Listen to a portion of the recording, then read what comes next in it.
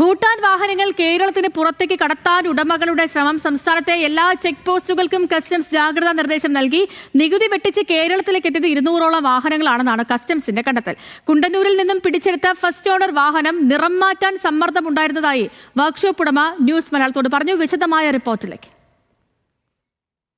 Operation നുംകോർ customs ശക്തമാക്കിയതോടെ Bhutan വാഹനങ്ങൾ കേരളത്തിൽ നിന്നും പുറത്തേക്ക് കടത്താൻ ഉടമകളുടെ ശ്രമം തുടങ്ങി. സംസ്ഥാനത്തെ എല്ലാ ചെക്ക് പോസ്റ്റുകൾക്കും കസ്റ്റംസ് ജാഗ്രതാ നിർദ്ദേശം നൽകിയിട്ടുണ്ട്.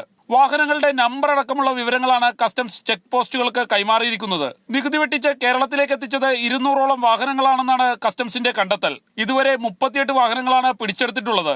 ഇന്നലെ കുണ്ടന്നൂരിലെ വർക്ക്ഷോപ്പിൽ നിന്നും പിടികൂടിയ ഫസ്റ്റ് ഓണർ വാഹനം മൂവാറ്റുപുഴ സ്വദേശി മാഹിൻ അൻസാരിയുടേതാണെന്ന് കസ്റ്റംസ് കണ്ടെത്തി. ചോദ്യം ചെയ്യലിന് ഹാജരാകാൻ മാഹിന് കസ്റ്റംസ് സമൻസ് നൽകിയിട്ടുണ്ട്. 2 ആഴ്ച മുൻപാണ് ലാൻഡ് ക്രൂയിസർ കുണ്ടന്നൂരിലെ വർക്ക്ഷോപ്പിൽ എത്തിച്ചത്. വാഹനത്തിന്റെ നിറം മാറ്റുകയായിരുന്നു ലക്ഷ്യം. ഞങ്ങൾക്ക് അങ്ങനെ ഒരു ഡൗട്ടൊന്നും തോന്നിയില്ല. കാര്യം പുള്ളി അതുപോലെ ഞങ്ങളുടെയൊക്കെ ഡീൽ ചെയ്തതൊക്കെ ഇപ്പം പുള്ളിയുടെ വണ്ടിയാണെന്നാ പറഞ്ഞത് തന്നെ. എവിടത്തുകാരനത് കൊണ്ടുവന്നു? പുള്ളി പത്തനംതിട്ട സൈഡാണ്. ഭൂട്ടാൻ വാഹന തട്ടിപ്പിൽ ECIR രജിസ്റ്റർ ചെയ്യാൻ ഒരുങ്ങുകയാണ് ED.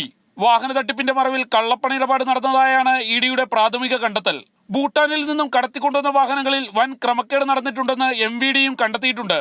ഭൂട്ടാൻ വാഹന തട്ടിപ്പ് കേസിൽ കസ്റ്റംസിന് പുറമെ മറ്റ് കേന്ദ്ര ഏജൻസികളും അന്വേഷണം ആരംഭിച്ചിട്ടുണ്ട്. അതുകൊണ്ട് തന്നെ എത്രയും പെട്ടെന്ന് വാഹനം സംസ്ഥാനത്തിന് പുറത്ത് മറ്റൊരിടത്തേക്ക് ഒളിപ്പിക്കാനാണ് ഉടമകൾ ശ്രമിച്ചുകൊണ്ടിരിക്കുന്നത്.